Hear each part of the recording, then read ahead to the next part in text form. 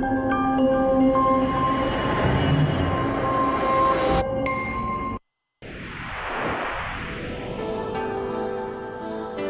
ka pagtuo, usa ka tingog, usa ka katawhan.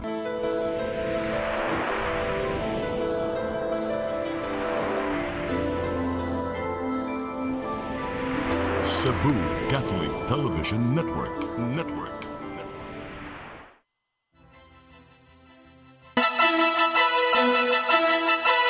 Uluhan sa mga balita sa Sayri 47. Transition team nga motunol sa mga dokumento sa bagong administrasyon giumol sa syudad sa Sugbo. Crime volume sa tibok Central Visayas atol sa midterm election mikunhod suma sa Police Regional Office 7. Community-based drug rehabilitation program alang sa mga minor de edad gipatuman sa syudad sa Mandaue.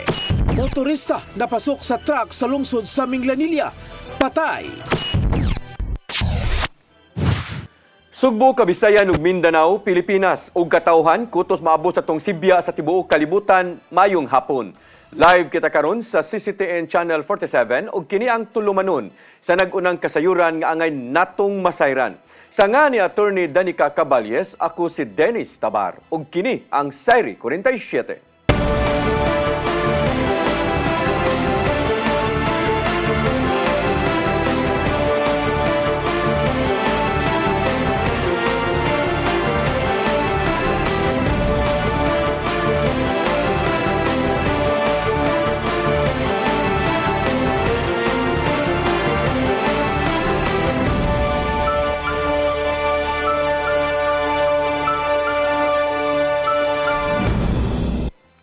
Ug karon sa kumpletong detalye sa atong mga balita, outgoing Cebu City Mayor Raymond Alvin Garcia nanawagan kan incoming Mayor Nestor Archibal nga ipadayon ang mga nasugdang proyekto sa syudad dinhi sa Sugbo.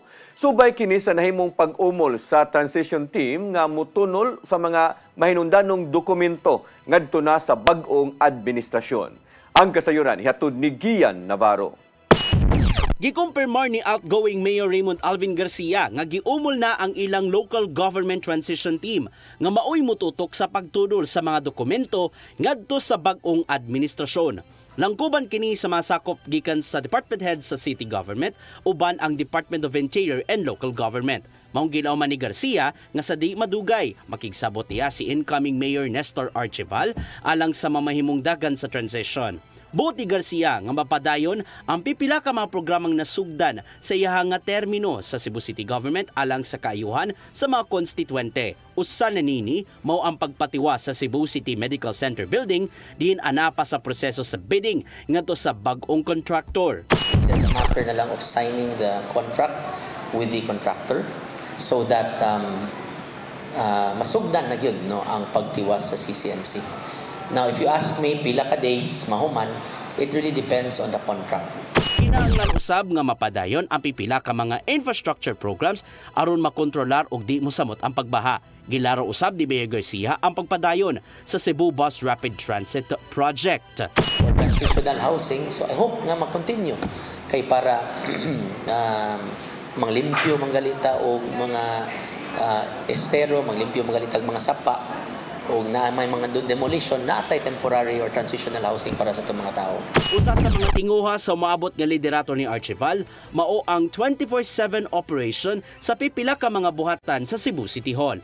Kini aron maka-accommodate ang ubang mga trabahante nga makapahimo sa mga serbisyo sa City Hall. Apil na kato mga nanarbaho sa BPO community.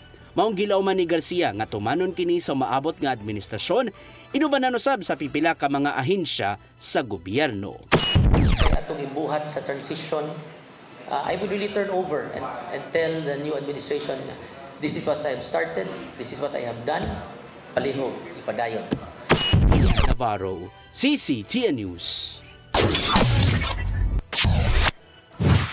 Gihulagway ni Cebu City Vice Mayor-elect Tomas Osmeña nga maayong tao si outgoing Vice Mayor Dondon Ontiveros bisan pa man sa nahimong resulta sa nakalabay nga eleksyon.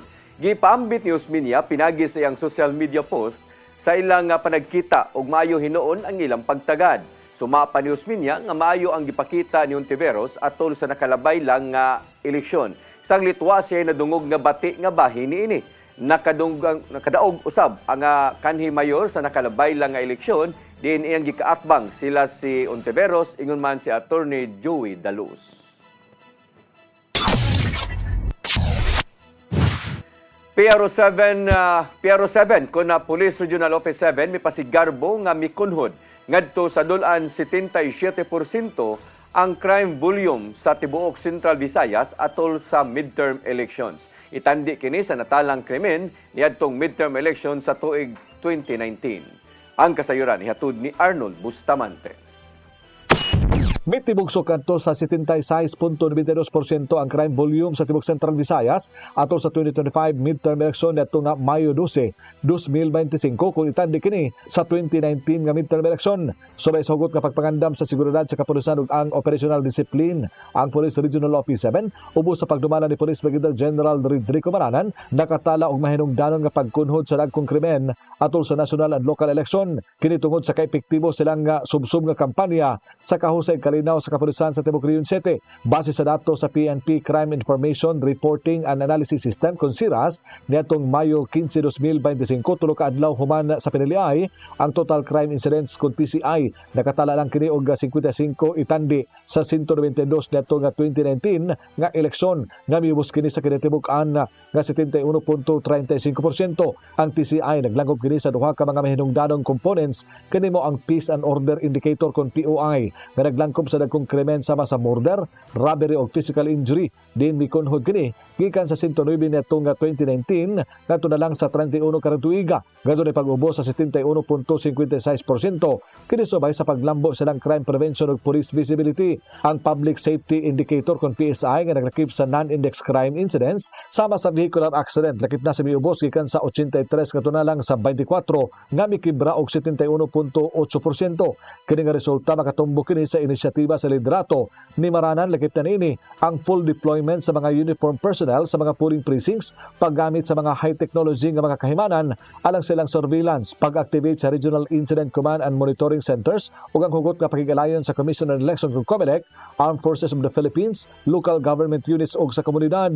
Atol niadtong adlaw sa eleksyon Mayo 12, 2025 unom lang ka mga index crime na natala nga record sa PRO7 sa Timog Central Visayas itandi sa 26 niadtong 2019 nga midterm election din miubos kini og 76.92%.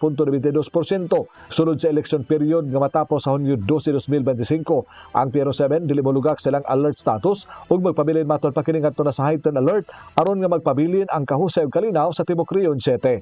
Arnold Bustamante, CCTV News. Kapin sa 9,000 ka mga uniform personnel sa PNP, AFP ug ubang ahensya sa gobyerno nga mao'y nagbantay niadtong eleksyon hingpit nang gipabalik silang tagsa-tagsa ka mga unit. Hepe sa kapulisan sa Central Visayas mapasalamaton sa iyang mga sakop sa malinaw ug hapsay nga piniliay karong tuiga. Ang kasayuran hatod pagbalik ni Arnold Bustamante. Kapin sa 9,000 ka mga security personnel nga gipakatap atol sa midterm election 2025 ang hingpit na nga nakabalik silang tagsa ka unit human sa madampuso ng balinawon nga national and local election sa Timog Region 7. Mabot ngadto sa 8,268 ka mga police personnel ang gimobilay sa PRO7 inabagan sa 937 nga augmentation forces gikan sa Armed Forces of the Philippines sa AFP, Philippine Coast Guard, PCG, Maritime Group ug ubang support unit. Among mga personal gidestino kini sa 2,281 ka mga voting centers Timog Region 7 nga naglangkob sa probinsya sa Sugbo ug Bohol, lakip na sa tulo ka mga dagkong syudad sa Cebu, Mandawi ug Lapu-Lapu. Gihangop usab sa PRO7 ang pagbalik sa 51 ka mga police personnel kag ipadala sa Bangsamoro Autonomous Region in Muslim Mindanao kun BARM aron magsilbing mga special electoral boards. Si Police Brigadier General Rodrigo Maranan, hepe sa Police Regional Office 7, mipalangat sa iyang dako nga pagpasalamat sa mga security personnel ilabi na sa PNP nga gideploy sa eleksyon subay sa gipakita nining nga disiplina, professionalism o commitment silang trabaho. Subay silang pagbalik silang tagsa-tagsa ka unit, magpabilin sila nga alerto aron dili sila malutsan sa mga kriminal. Arnold Bustamante, CCTV News. Pagpang pagpanghatag sa honorarium sa libuan ka mga electoral board gisugda na pagpanghatag sa COMELEC Lapu-Lapu karong adlaw. Samtang niauhag usab ang mga buhatan ngadto sa mga kandidato sa pagduso na sa ilang statement of contributions and expenditures kun SOSE. Ang kasayuran hatod ni Crystal Joy Pelerca. Gisugdan na sa Commission on Elections kun COMELEC Lapu-Lapu ang pagpanghatag sa honorarium sa mga electoral board sa Lapu-Lapu City karong hapon. Ang mga chairman sa electoral board makadawat og tag 12,000 pesos nga honorarium, samtang 11,000 pesos ang sa poll clerk ug third member. Ang mga electoral board support staff makadawat usab og tag 8,000 pesos. Apan ang ilang madawat nga honorarium ibanan pa kini og 15% nga tax. Karon og ugmang adlaw, unahon-una sa COMELEC Lapu-Lapu ang pagpanghatag sa honorarium sa mga electoral board. Samtang sa Mayo 21 ngadto sa Mayo 23, mao ang pagpangapod-apod sa honorarium sa mga support staff ug sa DESO. Libuan ka mga magtutudlo ang naserbisyo niadtong midterm election sa Dakbayan sa Lapu-Lapu tungod kay aduna kini 302 ka mga clustered precincts ug aduna pay nadugang nga mga priority polling place matag polling centers. Matag presinto adunay usa ka chairman, poll clerk, third member ug 3 ka support staff. Sa laing bahin, giauhag sa COMELEC Lapu-Lapu ang tanan mga kandidato sa pag-file na sa ilang Statement of Contributions and Expenditures kun SOSE. Ang filing sa SOSE nagsugod niadtong Mayo 13 ug karong Hunyo 11 ang deadline niini. Matod ni Attorney Anjanet Lamban, ang COMELEC officer sa Lapu-Lapu, nga nidaog man o napildi, kikinahanglan gyud ang pag-file sa SOSE. Mamayal gyud na sila kay gusto man silang mulingkod. So di man sila makalingkod kung dili pud sila ka-file. Usa na kasi manasukad ang eleksyon apan wa pay usa ka kandidato nga niduso sa iyang SOSE sa COMELEC Lapu-Lapu. Ang COMELEC Lapu-Lapu nakatala og 85.22% nga voter turnout. Sa 277,288 ka mga registered voters sa Dakbayan, 236,317 ang nakabotar ni adtong Mayo 12. Crystal Joy Pelerca, CCTN News. Clean and Green sa Lapu-Lapu City mao'y gitahasan sa COMELEC nga mao'y manangtang sa mga campaign posters sa Dakbayan. Nakita sa COMELEC nga ang mga kandidato nagbuhat og mga inisyatiba sa pagpanangtang niini. Ang kasayuran hatod pagbalik ni Crystal Joy Pelerca.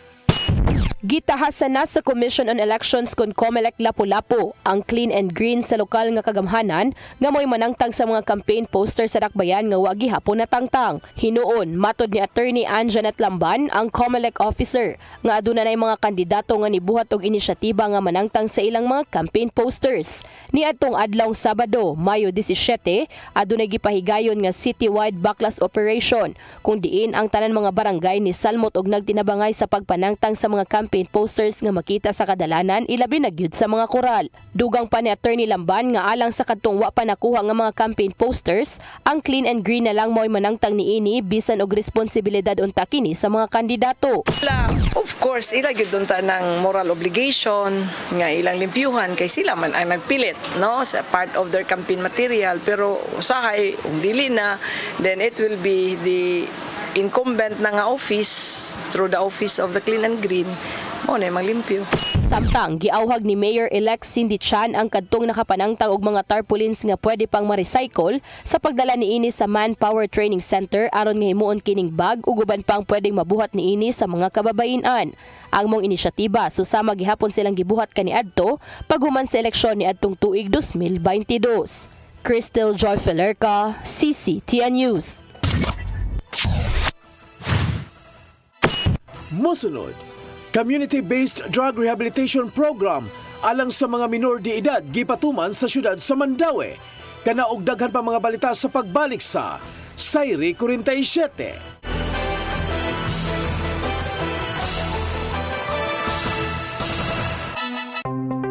Discover the beauty of the Philippines.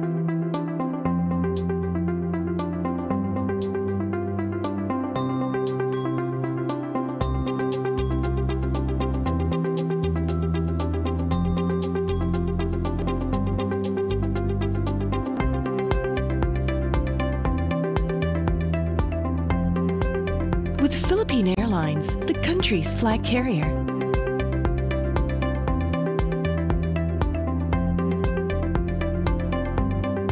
The airline that lets you feel the warmth of the nation.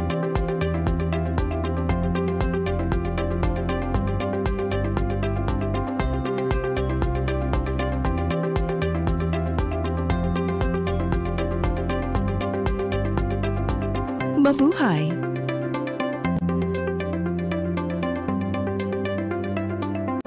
PRO7 Action Files. Mga panghitabong naglambikit sa katawan. Ihatagan ng aksyon o kasulbaran sa kapulisan. PRO7 Action Files. Base sa talaan sa Police Regional Office 7.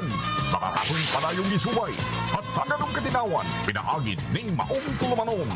PRO7 Action Files. Abang kaninyo sa Police Regional Office 7 o NTV CCTN.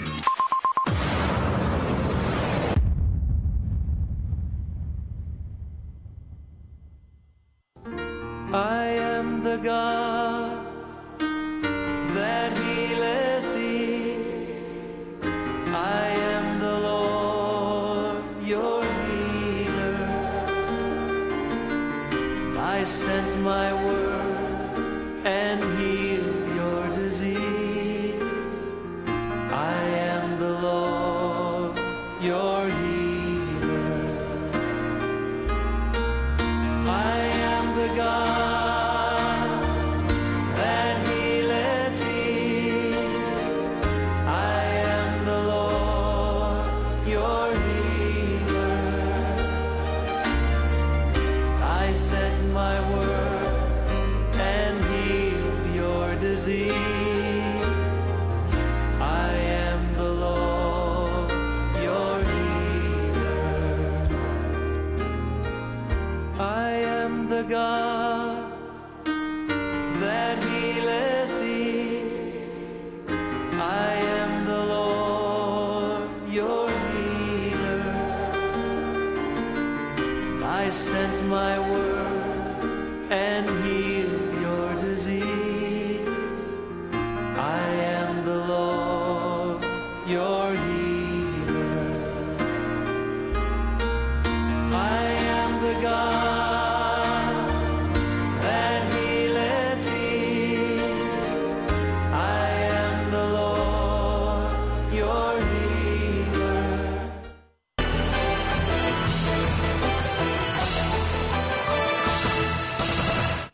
Balik sa atong mga balita, community-based drug rehabilitation alang sa mga minor de edad, gipatuman sa syudad sa Mandaue.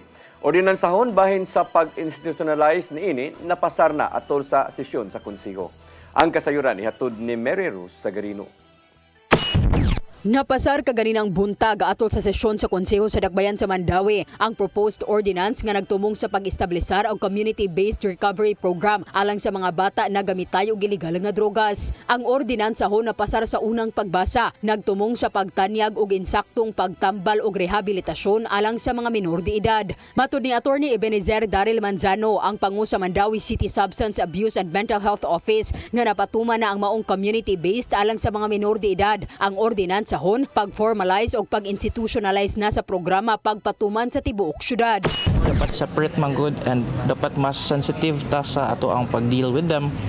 We do not deal with them the same way as we deal with adults. Makaingon ta, Mandaue City will be one of the cities who would adopt this human rights-based approach in handling drugs, especially with children. Base sa datos sa nasyonal ni atong tuig 2023, moabot sa 41.96% ang nagamitay sa iligal nga drogas nga nag-edad og 15 ngadto sa 19 anyos. Sa Dakbayan sa Mandaue, 109 sa 1,106 sa total nga kliyente ang mitaho sa ilang unang paggamit sa drogas sa dihang sila ubos sa 18 anyos. Ang community-based rehabilitation alang sa mga minor de edad gipatuman sa pakigtambayayong sa mga organisasyon sama sa Bidlisio Foundation og naglakip sa nasundog mga palisiya gikan sa Dangerous Drugs Board og sa Mental Health Act.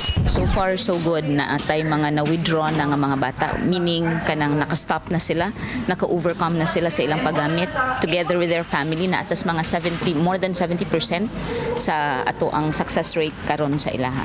Actually kung sa numbers, balik ko atong sa numbers ba, dili man gyud siya nato mahatag ra gud nga si Mandaue lang. Si Mandaue will be siguro one of the first nga makapapasar og ordinance nga really specializing on children.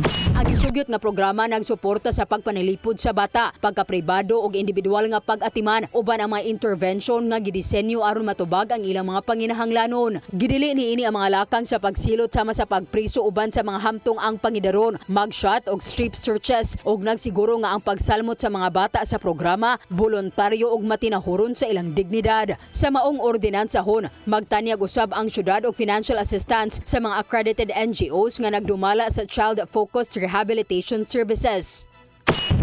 Mary Rose Sagarino, CCTN News. Dili mohunong ang Cebu City Government inubanan sa mga tinugyanan sa balaod sa pagsumpo sa mga pogo-like activities sa syudad. Subay kini sa nahimong pagronda sa mga sakop sa National Bureau of Investigation sa usa ka scam hub sulod sa usa ka exclusive subdivision sa Cebu City niadtong nakalabay nga semana. Nianang panahona anaa sa 17 ka mga Taiwanese ang nadakpan din unom kanila adunay pending warrant of arrest sa ilang nasud. Gihulagway ni outgoing Mayor Raymond Alvin Garcia nga laing matang sa kriminalidad ang gibuhat sa maong scam hub nga mao ang pagpangilad ngadto sa mga tagalaing nasud. Pinaagi sa padayong surveillance uban ang Philippine National Police ug National Bureau of Investigation, mahunong gyud ang maong matang sa illegal nga negosyo. Wa ni nabantayan kaayo sa atong kapulisan, sa atong NBI, because what they are looking for is really pogo activities. And ever since I stepped in, we already declared that Cebu City is pogo-free. And true, and indeed, it is really pogo-free. Wa naman kita kadungog ganing pogo in Cebu City. Disiplina sa mga motorista sa karsada gikampanya sa LTO7 ning pagsaulog sa Road Safety Month. Pinaagi kini sa usa ka motorcade ang mao nga kampanya uban ang mga stakeholders. Ang kasayuran ihatod ni Gian Navarro. Nag-abot sa usa ka mall sa South Road Properties ang managlaing mga motorista aron sawaan ng kampanya sa Land Transportation Office 7. Gisaulog sa mong ahensya ang Road Safety Month sa tingwang ipatunhay ang luwas ka pagbiyahe pinagi sa pagkadisiplinado sa matag biyahero. Gisugdan ng kalihukan sa usa ka motorcade diin full force ang mga traffic authorities sa matag LGUs, transport groups ingon man pipila ka mga motorista. Kuyog usab sa mong kalihukan ang ubang mga tinugyanan sa balaod trapiko sama na lang sa PNP Highway Patrol Group 7 o ang Land Transportation Franchising and Regulatory Board 7. Mato di LTO7 Director Glenn Galario nga libuan ka mga kinabuhi ang masalbar kung ipalabi ang pagka-responsable nga motorista sa dalan. And then thank you po sa ato ang mga participating nga mga national government agencies as well as kaning sa LGUs nato nga atong na-deputize. Although ang deputation nato medyo na dili siya nga nakapaspas unlike before because ang deputation is centralized na dito sa atong Assistant Secretary Central Office. Ning semana usab mitanyag ang LTO7 og theoretical driving course uban ng mga pribadong driving schools diin discounted ang presyo. Nianing higayuna mapasabot gadto sa mga mukuha og student permit ang mga angayan ug di angayang buhaton kung magmaneho man sa kalsada. Dugang pampasalig ni Galario nga andam ang LTO7 aron pag-abag sa mga motorista aron di musangpot sa kagubot ug kahasol tungod lang sa iyang traffic violation. We are very serious in our job in implementing the laws, issuance driver's license, registration, etc., etc. More importantly, in the strict implementation, enforcement of the laws para the public will be kanang may deterrence factor ba nga mahadlok mi mag-violate aning mga balaod king na LTO nag-atang. Noon sa PNP HPG 7 amo mensahe sa tinguha nga dili na mudaghan pa ang mga aksidente sa dalan. So, part sa ato ang advocacy is to educate our drivers. Okay, mostly dili lang ang causes sa accident is more on human error. Samtang giawhag ning motorcycle rider ug influencer nga si Jet Li ang ubang content creators nga di magpalabi sa pagpasikat sa karsada pinagi sa hilabihang kadelikado nga stunts. Mong nakigduyog siya sa mong kasaulugan sa LTO7 isip ambassadress aron ipatigpabaw ang pagkadisiplinado sa matag rider pinagi sa pagpakita sa maayong gawi online. So, giawag na ko mga fellow vloggers, motovloggers, riders nga always think lang jud before ta mag-post sa social media kay daghan kayong nagatan-aw, nagasubaybay mga bata no. So be responsible jud. Navarro, CCTN News. Ni paubos ang nagkadaiyang mga buhatan sa Mandaue City Hall sa Emergency Response Team Contest aron pagsaulog sa City Disaster Risk Reduction Management Office kon CDRRMO Day. Ilang gipakita o gipasundayag ang ilang disaster preparedness ug safety skills kaandam sa pagtubag sa mga dinaliang tabang ug daghan pa. Nagkadaiyang eksena ang gipakita diin gipamatud-an ang kaandam pinaagi sa hands-on drills o koordinasyon sa mga empleyado sa pagtinabangay sa epektibong pagtubag sa emergency. Nagbadaugon ang sa contest mao ang Mandaue City Public Market Office nga mao'y first place, sunod ang City Engineering Office ug third place ang City Social Welfare Services. Giproklamar na sa Commission on Elections ang 12 ka mga senador nga nakadaog sa midterm elections 2025 niadtong Sabado didto sa Kauluhan. Giproklamar sa COMELEC mao silang Bongo, Bam Aquino, Bato de la Rosa, Erwin Tulfo, Kiko Pangilinan, Rodante Marcolita, Ping Lacson, Tito Soto, Pia Cayetano, Camille Villar, Lito Lapid ug Amy Marcos. Apanwa makatambong si Pangilinan atol sa proklamasyon tungod kay atoa man kini sa laing nasod. Si Senador Go maoy nakaangkon og labing daghan nga boto nga niabot og kapin sa 27 milyones ka botos. Mihatag og sa tagsa ka mga mensahe ang mga kandidato nga nakasud sa Magic 12. Magsugod ang ilang katungdanan karong Hunyo 30 hangtod na sa Hunyo 30 sa 2031. Hingpit nang napasar ang ordinansa aron pagsaka sa binuan nga allowance sa mga chapter president sa persons with disability sa syudad sa Mandaue. Gikan sa 2,000 pesos nga allowance, moabot na kini ngadto sa 4,000 pesos. Moabot sa 31 ka PWD ang chapter president sa PWD sa Mandaue. Naglakip sa Blind Association, Women with Disability, Federation of the Deaf, ug Children with Disability Association. Giingon nga ang allowance ihatag aron makatabang kanila sa paglakaw-lakaw sa ilang mga meeting ug pag-follow up ngadto sa mga miyembro. Pope Leo XIV miaghat sa mga Katoliko nga ihad ang gugma sa Ginoo ngadto sa tanang katawhan isip mga instrumento. Kini ang nahimong mensahe human sa labing una niyang santos nga misa isip labing dakong opisyal sa simbahan. Ang kasayuran ihatod ni Gian Navarro. Gisaksihan sa libuan ka mga Katoliko sa St. Peter's Square sa Vatican City, Rome, ang inauguration mass ni Cardinal Robert Francis Prevost o mas nailan karon isip Pope Leo XIV. Sama sa gilauman, giabibahan siya sa mga dumuduong sakay sa iyahang nga Pope Mobile. Napuno hinuon sa kadasig ang palibot sa mong syudad sa dihang gisinggit sa mga Katoliko. Ang ngalan ni Papa Leo isip ika-267 nga Santo Papa sa simbahang Romano Katoliko. Naimong sentro sa iyang wali kagahapon ang dakong gugma sa Ginoo nga angayang isabwag ug ihalad ngadto sa isig kaingon. Tungod niini miawhag ang bag-ong Santo Papa nga buhaton gid kini aron ipatigbabaw ang panagiusa ning kalibutan ong Kristohanon. Gisaway hinuon sa Agustinong si Papa Leo ang panaglahi-lahi sa tao tungod sa managsumpaking baruganan sa kinabuhi nga niresulta sa hilabiyang kagubot sa bisan asang bahin sa kalibutan. Dugang pa sa 69 anyos ki Santo Papa nga kinanamakabot ang malungtarong panaghiusa pinagi sa gugma sa Ginoo nga walay pili alang sa tanan. Mipasalig usab si Pope Leo XIV nga padayonon ang mga nasugdan ni anhing Pope Francis nga mao ang mga lakang aron paghawas sa kalisdanan sa matag usa ug malunhawong kalikupan patok siyang pagguba. Hilabihan ang kalipay sa mga nakasaksi sa mong misa.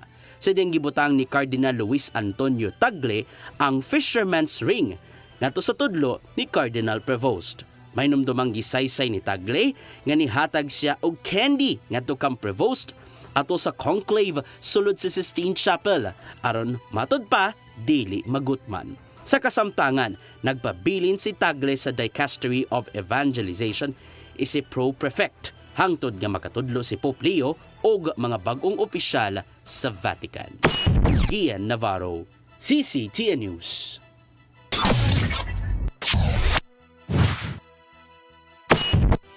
Mosunod, motorista napasok sa truck sa lungsod sa Minglanilla. Patay, kana og daghan pa mga balita sa pagbalik sa Sayri 47.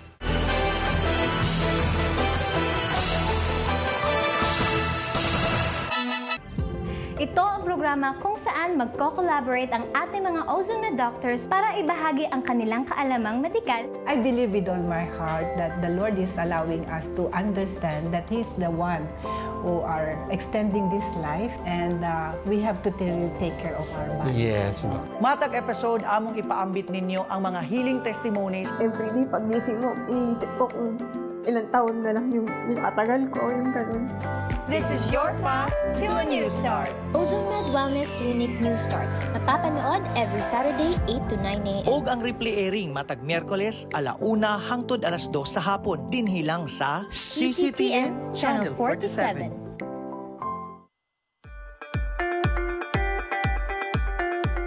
Congratulations! Nunito Tatay Dodong A. Lamchua, awarded as Cable TV Maverick, Father of Cable TV in the Philippines, given by Philippine Cable and Telecommunications Association Incorporated, PCTA, from Phil Products Group of Companies.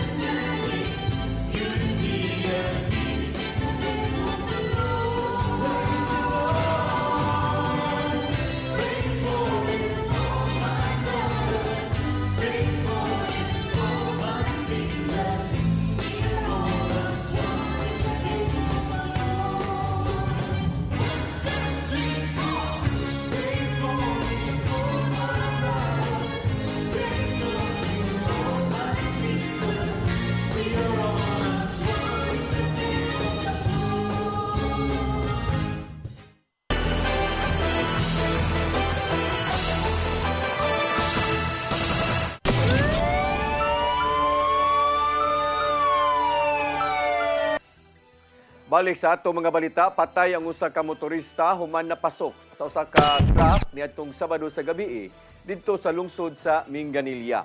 Ang biktima gila nga si Glimar Gudornies Nunez, 37 anyos, nga taga Barangay Kanasuhan, Carcar City, ug usa ka warehouse assistant.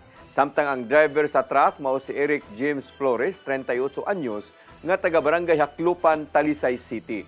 Sa investigasyon sa kapulisan, ang duha ka mga nalambigit parehong nagsubay sa susamang direksyon. Apan gikatahong naigo sa truck nga may kargang graba ang motor nga gisakyan sa biktima. Natumba si Nunez og niresulta sa iyang pagkapasok sa truck ug nakaangkon kini grabing kadaot sa iyang kalawasan. Gisuwayan paunta pagda ang biktima sa Minganilla District Hospital apan gideklarar kini nga dead on arrival. Moabot ngadto sa 50 million pesos nga balor sa ilegal nga drogas ang nasakmit sa Police Regional Office 7 sulod sa 12 ka adlaw nga anti-criminality and law enforcement operation. Kini aron pagsiguro nga mahimong hapsay ug malinawon ang nakalabay lang nga eleksyon. Nakasikop usab ang PRO 7 og 160 ka mga wanted persons. Lakip na ang 23 ka mga giilang most wanted persons sa rehiyon. Samtang wala makatala ang kapulisan sa Central Visayas o mga dagkong insidente tungod sa epektibo nga pagpatuman sa security plan. Mipasalig si PRO 7 Director Brigadier General Redrico Maranan nga magpadayon ang ilang anti-criminality operation bisan natapos na ang election period. Gironda sa mga sakop sa kapulisan ang duha ka mga himuanan ug mga armas sa dakbayan sa Danao atol sa managlahi nga operasyon niadtong nakalabay nga weekend. Usa lang ang ilang nadakpan nianang panahona nga mao ang usa ka 46 anyos nga lalaki. Apan nakasibat hinuon ang laing tighimo og armas atol sa lain nilang nga pagronda. Na-recover sa mga otoridad ang mga gihimo nilang pistola, mga bala ug uban pang mga kahimanan sud sa himuanan. Bisan pa man sa nahimong gidangatan, gihulagway ni Cebu Provincial PNP nga malampuson gihapon ang operasyon subay na sa gitinguhang pagpuhag sa mga illegal nga armas sa lalawigan.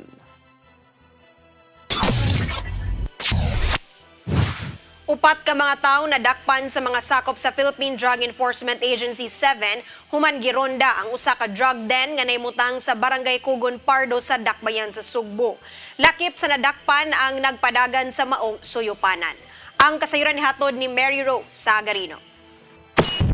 Gibungkag sa operatiba sa Philippine Drug Enforcement Agency 7 uban sa kapulisan ang usa ka drug den sa Barangay Kugon Pardo, Dakbayan sa Sugbo ni atong Biyernes. Miresulta kini sa pagkasikop sa drug den maintainer nga si alias Gilbert, 37 anyos, taga Barangay Inayawan ning syudad. Apil usab sa mga nadakpan ang duha ka e-bike driver ug duha ka mga construction worker di inaatlan sila sa paghingo sa gituuhang shabu sa sud. Nakuha sa mga ahente sa PDEA 7 ang 7 ka pakete sa gituuhang shabu nga motimbang sa 10 gramos nga dunay balor nga 68,000 pesos. Lakip na ang drug paraphernalia. Ang mga nakuhang illegal nga drogas giduso ngadto sa PDEA 7 Regional Office Laboratory alang sa chemical analysis ug proper disposition. Matud ni Lea Alcantara, ang information officer sa PDEA 7, nga usa ka semana nga gipaubos sa case build-up ang maong drug den human makadawat og impormasyon gikan sa ilang confidential informant. Sigon sa ilang nakuha nga kasayuran nga makabaligya si Gilbert og 1 ka gramos nga shabu matag semana. Giandam na ang kasong kalapasan sa Section 5, 6, 7, 11 ug 12 so Article 2 Republic Act 9165 ang atubangon nga kaso sa maong mga suspitsado nga anaa karon sa temporary custodial facility sa PDEA 7 Regional Office.